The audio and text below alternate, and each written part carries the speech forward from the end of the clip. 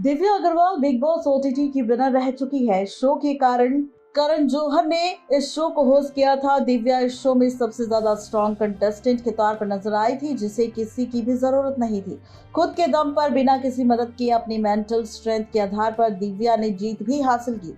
हालांकि हमेशा से अपने मजबूत इरादों के लिए पहचानी जाने वाली दिव्या अग्रवाल, जिसे ओटीटी के इसी शो पर एंजाइटी अटैक आया और फाइनली ऑनलाइन पोर्टल में इस बारे में खुलासा किया। बिग बॉस के अलावा दिव्या ने हाल ही में बालाजी टेलीफिल्म्स के बैनर तले एकता कपूर द्वारा डायरेक्ट की गई फिल्म कातिल में भी चैलेंजिंग भूमिका निभाई थी। उनके इस किरदार के लिए सभी लोगों ने दिव्या की काफी तारीफ की थी।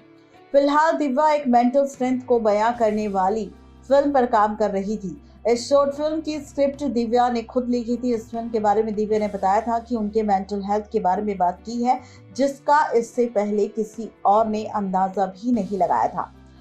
दिव्या ने कहा था कि पापा के निधन के बाद वो मेंटली काफी ज्यादा डिस्टर्ब हो गई थी मुझे, और इसी के साथ दिव्या ने ये भी कहा कि डिस्टर्ब होने की वजह से उन्हें एंजाइटी अटैक आने लगे, जिसके बारे में कोई नहीं जानता था।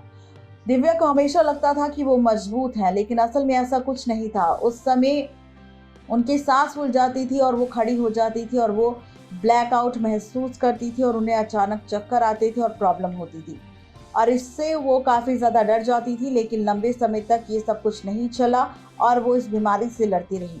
दिव्या ने आगे इस बात को शेयर करते हुए ये भी लिखा कि अब मेरी फीलिंग और मेरी मेंटल हेल्थ पर कंट्रोल है। मैं अब ज़्यादा स्ट्रेस नहीं लेती। अगर मैं 2 दिन का काम करती हूँ तो तीसरे दिन अच्छे से खाती हूँ और ना ही अपने वेट और ना ही किसी बात की टेंशन लेती हूँ।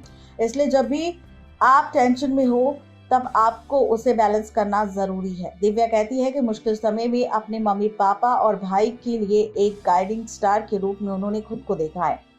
तो यह है पूरी खबर दिव्या अग्रवाल को लेकर, जहां पर हाल ही में दिव्या अग्रवाल का वरुण सूद के साथ हुआ ब्रेकअप। तो ब्रेकअप के बाद अब दिव्या अग्रवाल की इन बीमारियों पर भी हो रहा है खुलासा। नेक्स्ट 9 लाइव की रिपोर्ट।